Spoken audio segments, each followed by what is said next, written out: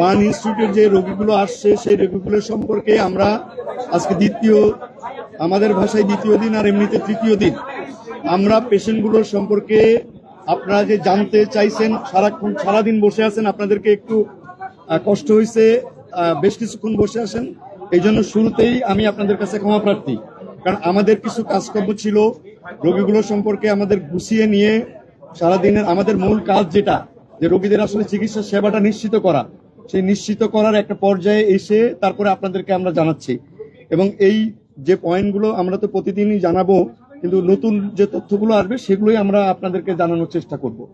তো আজকে আমরা বসছিলাম গতকালকের মতোই, আমরা সহ বিভিন্ন ডিসিপ্লিনের সিনিয়র যারা টিচার ছিলেন প্লাস্টিক সার্জারির এবং অন্যান্য ডিসিপ্লিন, আপনারা জানেন যে বার্নের পেশেন্টের জন্য মাল্টি ডিসিপ্লিনারি অ্যাপ্রোচ লাগে, সেই মাল্টি ডিসিপ্লিনারি বোর্ড গতকাল ছিলেন, আজকেও ছিলেন, তারা সহ আমরা বসছিলাম আজকে। এবং আমাদের সঙ্গে একজন সিঙ্গাপুরের একজন কনসালটেন্ট ছিলেন। আমরা সবাই মিলে ইন অ্যানিমাস ডিসিশন নিয়ে আমরা পেশেন্টগুলোকে আজকে আবার নতুন করে ক্যাটাগরাইজ করেছি। সেই ক্যাটাগরি সম্পর্কে আপনাদেরকে আমরা জানাতে চাই। সেই ক্যাটাগরির মধ্যে আমাদের আজকের যে ফাইনাল আউটকাম, সেটাতে ক্রিটিক্যাল পেশেন্ট আছে এই মুহূর্তে 8 জন, আর সিভিয়ার ক্যাটাগরিতে আমাদের পেশেন্ট আছে 13 জন, আর বাকি পেশেন্টগুলো আছে আরো 23, সেটা হচ্ছে ইন্টারমিডিয়েট ক্যাটাগরিতে। অর্থাৎ মোট 44 জন রোগী এই মুহূর্তে আমাদের ন্যাশনাল বার্ন ইনস্টিটিউটে আছে, ভর্তি হিসেবে আমাদেরকে আছে। এরপরে যদি আপনাদের কোনো প্রশ্ন থাকে, 44 জন পেশেন্ট এই মুহূর্তে আমাদের ইনস্টিটিউশনে ভর্তি আছে। আমরা শিওর, আমাদের ক্রিটিক্যাল ক্যাটাগরিতে মোট আছে 8 জন, আমাদের সিভিয়ার ক্যাটাগরিতে আছে 13 জন এবং ইন্টারমিডিয়েট ক্যাটাগরিতে আছে 23 জন। সিঙ্গাপুর থেকে যে ডক্টর আসছেন এবং রাত্রে আরো 2 জন মানে নার্স আসবে, সিঙ্গাপুরের ডক্টররা এবং আপনাদের সমন্বয়ে কি ধরনের কাজগুলো করতে চাচ্ছেন এবং চ্যালেঞ্জ কি আছে? আচ্ছা, থ্যাংক ইউ ভেরি মাচ। আমরা আসলে আজকে আমরা যেভাবে প্রসিডিংস গুলো করতেছিলাম, আমরা নিজেরা যেভাবে আলোচনা করছিলাম বা পেশেন্টের ম্যানেজমেন্ট করছিলাম, সিঙ্গাপুরের যে ভদ্রলোক আসছেন উনি আমাদের সঙ্গে বসছিলেন। অ্যাকচুয়ালি উনি সরাসরি কোনো চিকিৎসা পদ্ধতি বা রোগীদের সঙ্গে উনি কোনো কথা বলেননি। আমরা যে রোগীগুলো নিয়ে যে আলোচনাটা আমরা করেছি, আমাদের সাথে উনিও কিছু মতামত দিয়েছেন। এই মতামতের ভিত্তিতে আমরা ক্যাটাগরি এবং ম্যানেজমেন্ট প্রোটোকলটা আবার ঠিক করেছি। আপনারা জানেন যে এর আগেও আমরা বলেছি যে বার্নের ম্যানেজমেন্ট একটা ডাইনামিক প্রসেস।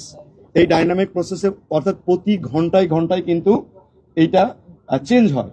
তো আমরা আজকে যে ডিসিশন হলো যে আমরা প্রতি 12 ঘন্টা অন্তর অন্তর এইগুলো নিয়ে আবার সিনিয়ররা সবাই বসবো, কিন্তু এই যে ডিসিশনগুলো আমরা দিব সেই ডিসিশন অনুযায়ী প্রতি ঘন্টায় ঘন্টায় আমাদের টিমগুলো তার ম্যানেজমেন্ট দিতে থাকবে। শিশুরা 37 জনের মতো প্রায় আছে, এই প্রথম এত শিশু আপনার বার্নিং এসছে। এই শিশুদের বেলায় কি তাদের যেহেতু প্রাণ শক্তি খুব কম, তাদের মৃত্যুর হার কি বেশি মনে করছেন নাকি তাদেরকে ওভারকাম করা আরো সহজ হচ্ছে?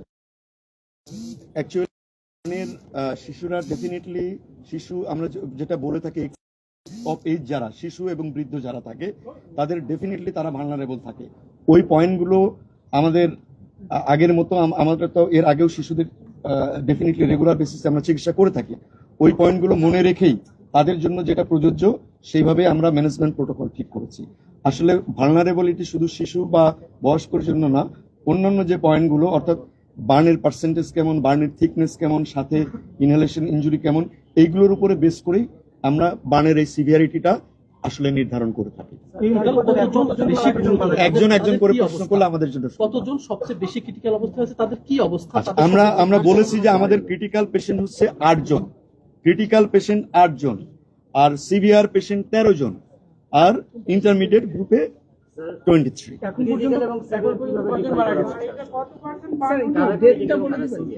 আচ্ছা, একজন ডেথ জানতে চাইছে। আমাদের এখানে এই মুহূর্তে মানে আমাদের গতকাল পর্যন্ত ছিল 10 জন, তারপর গতকাল রাত 12টা 15 মিনিটে আরেকজনের মৃত্যু হয়েছে।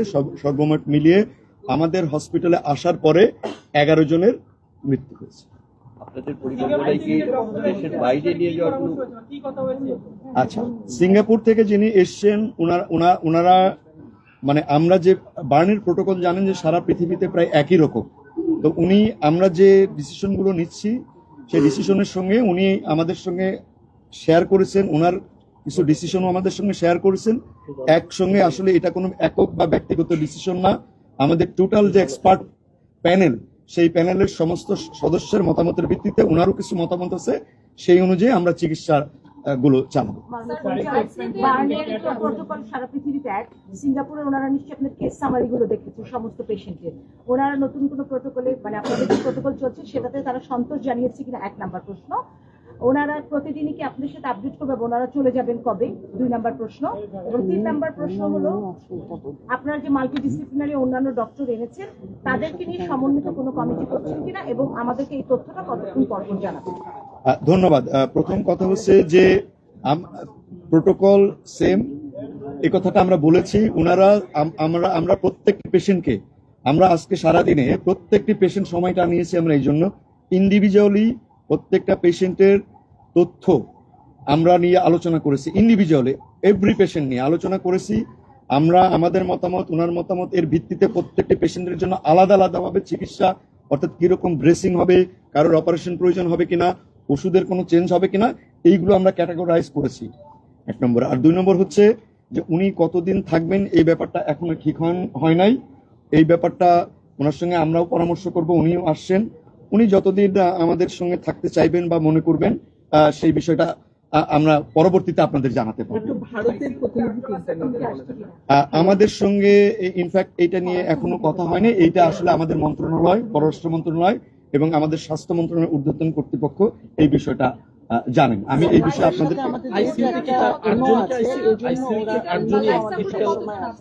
আপনারা স্যার ক্রিটিক্যাল, সিভিয়ার এবং মানে ইন্টারমিডিয়েট, এটা কি ক্যাটাগরির উপর বেস করে এই জিনিসটা করেছেন? আচ্ছা, আমি সংক্ষেপে বলি যে ক্রিটিক্যাল পেশেন্ট বলতে বোঝানো হয় যে পেশেন্টগুলো সবচেয়ে বেশি ইনজুরি এবং ঝুঁকির মধ্যে আছে।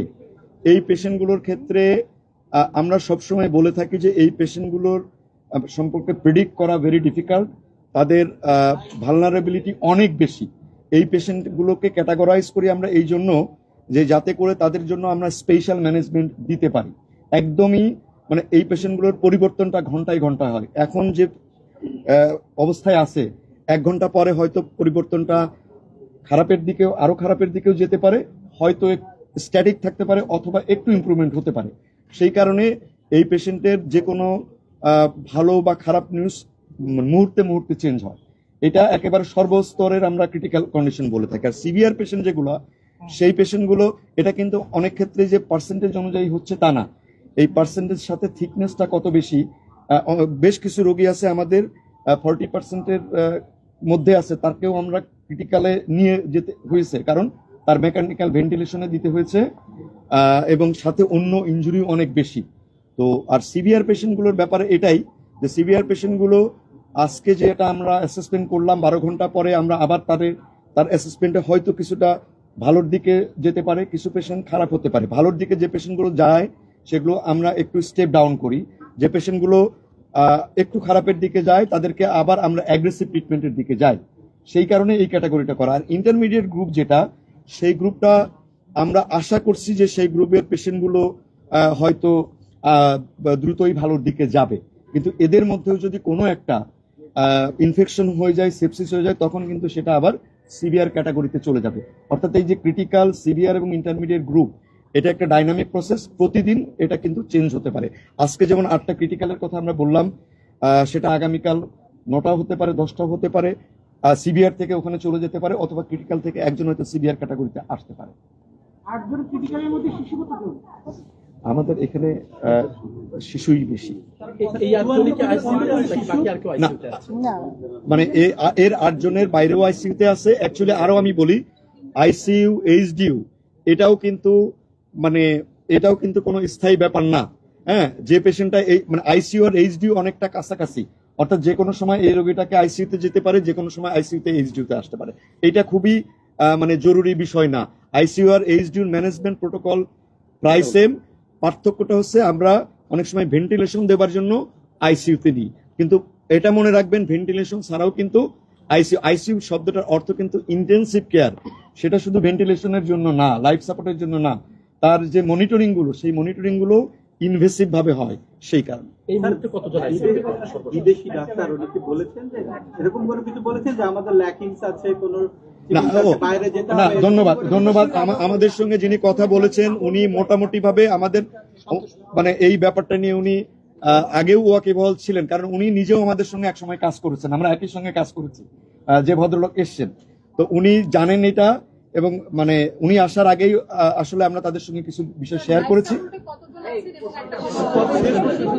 একটা প্রশ্ন উত্তর শেষ না করলে তার একটা প্রশ্ন উত্তর দিতে পারবো না। তো উনি আমাদের প্রাইমারি পরিকল্পনা নিয়ে উনি যথেষ্ট আমাদের সঙ্গে একমত পোষণ করেছেন, তবে কিছু কিছু জায়গাতে উনি আমাদেরকে যেটা বলেছেন যে ম্যাস ক্যাজুয়ালিটির ওনার একটা অভিজ্ঞতা আছে তাইওয়ানে অনেক শিশুদের ক্ষেত্রে, তো উনি ওইখানে কিছু পরামর্শ আমাদের দিয়েছেন, আমরা ওইগুলোই ফলো করছি। ওইগুলো হয়তো আরেকটু ভালোভাবে আরেকটু ক্যাটাগরি করে আমরা ওইটা ফলো করছি। আসলে খুব বেশি পার্থক্য কথা উনি বলেননি, তবে কিছু জিনিস গোছানো ভাবে আরো একটু প্রক্রিয়াগত ভাবে আমরা 12 ঘন্টা জায়গায় 6 ঘন্টা করবো কি 7 ঘন্টা করবো, এরকম কিছু চেঞ্জেস আছে। বাইরে যাওয়ার জন্য তো রেফার বাইরে যাওয়ার জন্য এখন পর্যন্ত উনি কোনো কথা বলেননি। উনি ওই যে আমাদের পরামর্শ এটা আমরা প্রতি 12 ঘন্টা পর পর অ্যাসেস করব, অ্যাসেস করে মোটামুটি একটা ধারণা আমরা সবাই মিলে নিছি আগামী 48 ঘন্টার আগে হয়তো এই ডিসিশনটা আমাদের পক্ষে কারোর পক্ষেই ফাইনালি বলাটা বোধ হয় সম্ভব হবে না। আমরা এই বিষয়ে আসলে বলতে পারবো না। এই বিষয়টা একেবারে আমাদের পররাষ্ট্র মন্ত্রণালয় এবং আমাদের স্বাস্থ্য মন্ত্রণালয়ের ঊর্ধ্বতন কর্তৃপক্ষ বলতে পারে। আমাদের প্রয়োজন বলতে দেখেন, এরকম একটা ম্যাস ক্যাজুয়ালিটিতে এরকম এটা কিন্তু একটা ন্যাশনাল এবং ইন্টারন্যাশনাল বিষয়, এবং বাচ্চারা কিন্তু অসুস্থ।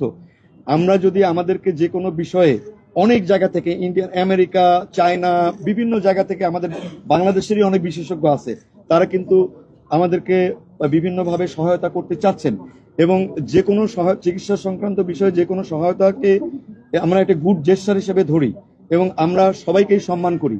কিন্তু এই মুহূর্তে আমরা যে প্রোটোকল নিয়ে আগাচ্ছি, আমরা মনে করি যে এই প্রোটোকল নিয়েই আমাদের সামনে আগাবো। ভবিষ্যতে যদি এই বিষয়ে কেউ সুপরামর্শ আমাদের দিয়ে থাকেন এবং আমরা যদি মনে করি সেটা আমাদের রোগীদের জন্য ভালো হবে, ডেফিনেটলি এই ব্যাপারে আমরা মোটেই ইগোইস্টিক নই। চিকিৎসার ব্যাপারে একটা বাচ্চার ভালো হওয়ার ব্যাপারে কোনো সুপরামর্শ অবশ্যই আমরা বিবেচনায় নিব। আমরা যে কোনো পরামর্শ আসলে আমরা সবাই মিলে একটা বসে যদি কোনো চেঞ্জ করতে হয়, করলে যদি আমাদের বাচ্চাদের জন্য ভালো হয়, অবশ্যই আমরা সেটা করব। এখানে ইন্ডিয়া, পাকিস্তান, বাংলাদেশ, তুরস্ক বা আসলে কোনো দেশের ক্ষেত্রে আমরা ইয়ে করবো না। আমার মনে হয় ধন্যবাদ, আপনারা অনেক কষ্ট করছেন। আমরা আবার আপনাদের সঙ্গে কথা বলবো। না প্লিজ হ্যাঁ শিওর।